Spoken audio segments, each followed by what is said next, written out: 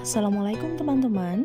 Welcome to Once Upon a Time channel, when the history told more stories.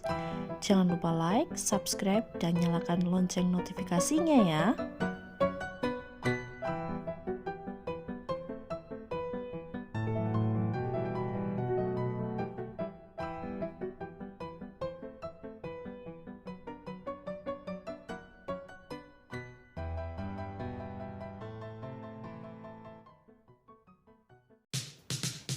Teman-teman, pernahkah kalian mendengar nama sebuah negara, tapi ketika kita cek di peta, ternyata nggak ada?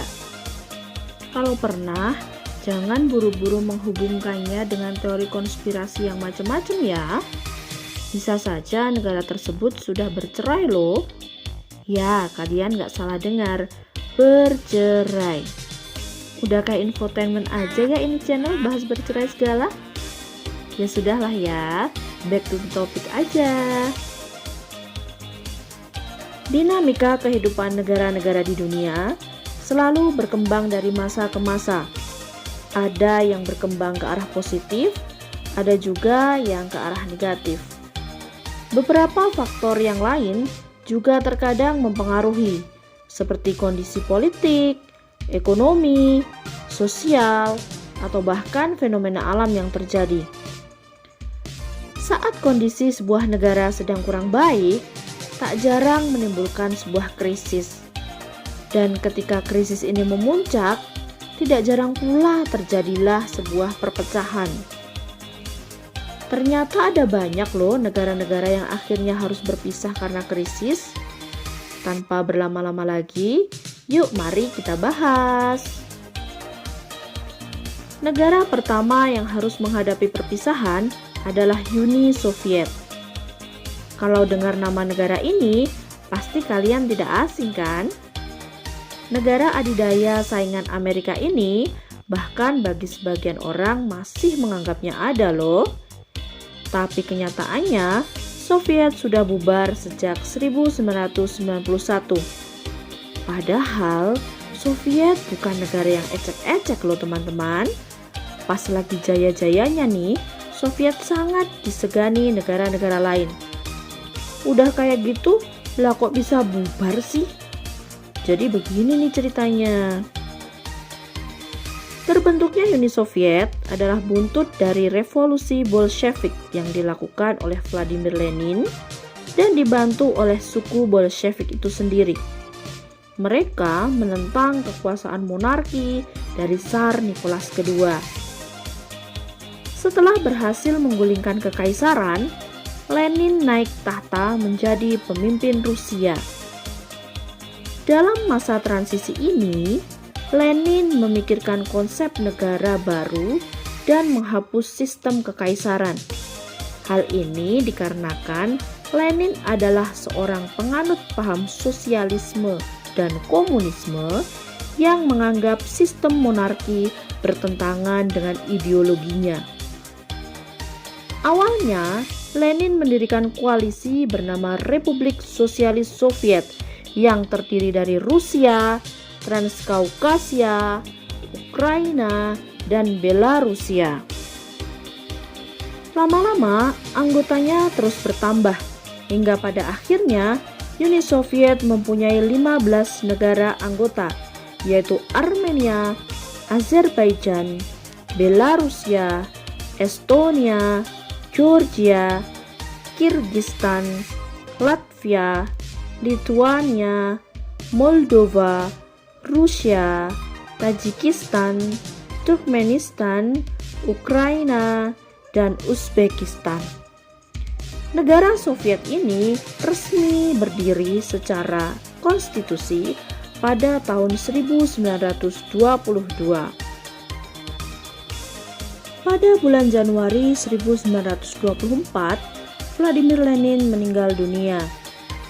Sepeninggal Lenin, kekuasaan Soviet silih berganti, tapi tetap dengan ideologi yang sama, yaitu komunisme.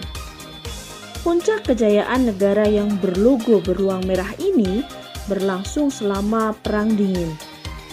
Persaingan teknologi dengan Amerika membuat Soviet berlomba melakukan inovasi dalam berbagai hal, terutama dalam hal kemiliteran dan teknologi-teknologi pendukungnya.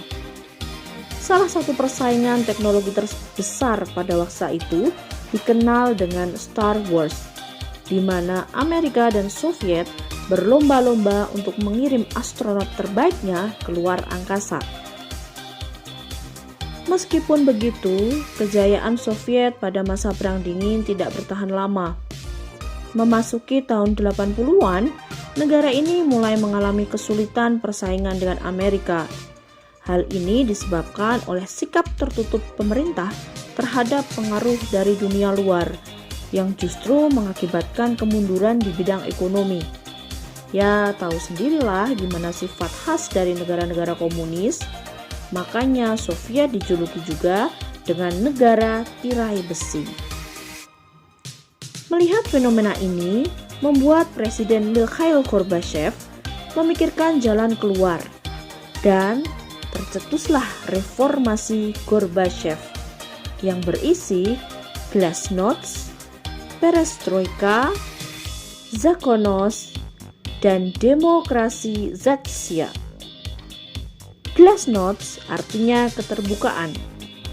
Soviet mulai membuka diri dengan dunia luar. Perestroika artinya restrukturisasi atau penataan kembali struktur politik, sosial, dan budaya Soviet, di mana struktur-struktur tersebut ditata kembali menjadi lebih bebas dari sebelumnya. Zakon-Ost artinya adalah penegakan hukum yang adil, bebas, dan terbuka. Sedangkan Demokratizatsiya artinya adalah penerapan unsur-unsur demokrasi ke dalam pemerintahan komunis Soviet. Sejak dicetuskannya reformasi tersebut, Mikhail Gorbachev banyak mendapatkan kritik dari berbagai pihak. Hal ini dikarenakan banyaknya negara satelit yang tiba-tiba mengalami kemandirian, sehingga mengancam untuk memisahkan diri. Salah satu tokoh yang kontra dengan Gorbachev adalah Boris Yeltsin. Ia sebelumnya adalah orang kepercayaan Gorbachev, tapi kemudian membelot karena Yeltsin menganggap Gorbachev lemah dalam menghadapi krisis Soviet yang semakin parah. Nantinya, setelah Soviet runtuh, Boris Yeltsin diangkat menjadi presiden Rusia yang pertama. Singkat ceritanya, krisis Soviet sudah berada di titik tertinggi. Negara-negara satelit satu persatu mulai mengajukan referendum.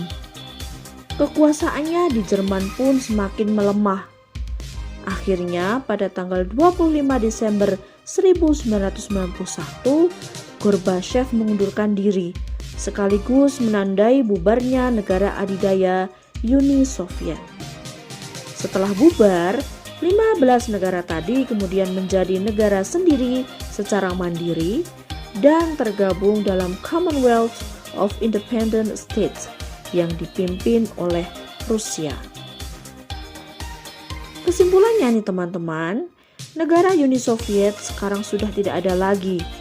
Negara ini hanya bertahan kurang dari 1 abad, yaitu dari 1922 sampai dengan 1991. Sehingga bisa disimpulkan, Soviet dan Rusia itu beda ya. Jangan sampai salah. Rusia adalah sebuah negara tunggal, sedangkan Soviet adalah negara perserikatan yang anggotanya ada 15, termasuk Rusia itu sendiri. Teman-teman, itulah tadi sekilas peristiwa sejarah yang sudah kita bahas sama-sama. Terkadang sejarah menyimpan cerita-cerita menarik yang bahkan belum kita ketahui sebelumnya. Next, enaknya kita bahas apa lagi ya? Bisa kasih saran di kolom komentar. Jangan lupa like, subscribe, dan share ke teman-teman kalian ya. Terima kasih. Assalamualaikum warahmatullahi wabarakatuh.